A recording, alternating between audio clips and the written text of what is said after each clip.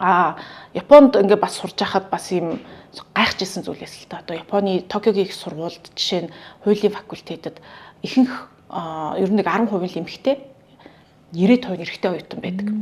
За тэгээд тэнд чинь эмэгтэй оюутнууд нь бол маш мундаг хичээлээ хийж амбицтай. Ер нь нөгөө ийм хилцээд байхгүй Токиогийн их сургуульд төгссөн ялангуяа хуулийн факультет төгссөн эмэгтэйчүүдэд нөхөр олддгүй гээд.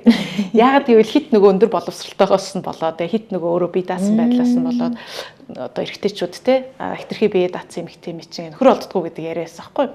Тэгтэл би тэнд Токиогийн сургуульд ингээд сурч байхдаа яг манай хуулийн факультетэд үнэхээр мундаг сурдаг.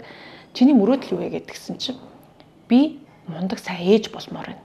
Би Токиогийн сургуульд орж байгаа нь би нэг одоо юм карьер хөөгөөд ч гэдэм үү те мундаг хуульч болно гэхээсээ илүү би өөрөө боловсрч иж би өөрийнхөө үр хүүхдүүдийг илүү сайн боловсруулах. Би энэ сургуульд орж иж би илүү боловсралтай мундаг эрэгтэй одоо найз залуутай тэнд сууна.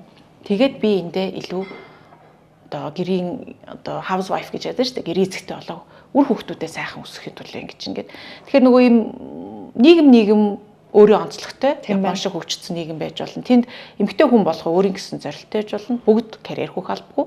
Гэхдээ бүгд эмэгтэй хүний хувьд гэр бүл зохиох болвол түүндээ би яаж хувь нэмэр болох вэ? Дараагийн Монгол хүнийг юм уу Япон хүнийг эн чинь хөгжүүлэх гэж байгаа бол ээж хүний үүрэг өндөр гэдэг утгаараа тэнд бас үүрэг нь гарч байгаа болохоор яг хөө эмэгтэйчүүдийн хувьд бүгдээрээ нэг улс төрийн манлал байх нь хаашаа мэдээ зохисонд энэ чинь тэгшэргийн хүрээнд байх ёстой. Гэтэ эмэгтэй хүн болгон өөрийн хүссэн, зорьсон, өөрийн үн цэл одоо гаргаж байгаа юмдаа өөрөө эзэн байж тэрэндээ оролцдог, тэрэндээ бие даасан байдлаар ханддаг. Ийм болох нь л одоо боловсролын үүрэг байх гэж боддог. Таны чи ямар гоё жишээ вэ? Ер нь ингээд яг боловсралтай байгаа л ингээр илүү нэг карьер хөөх талаас боддог гэсэн бол нэрээ одоо тэр эмэгтэй ээж өөрөө өндөр боловсралтай өөрөө нийгмийг ингээд нэг юм өөр өнцгөөс харж үтсэн байж ээж хүүхдтэй заан штт те энэ их бас гоё өнцөг.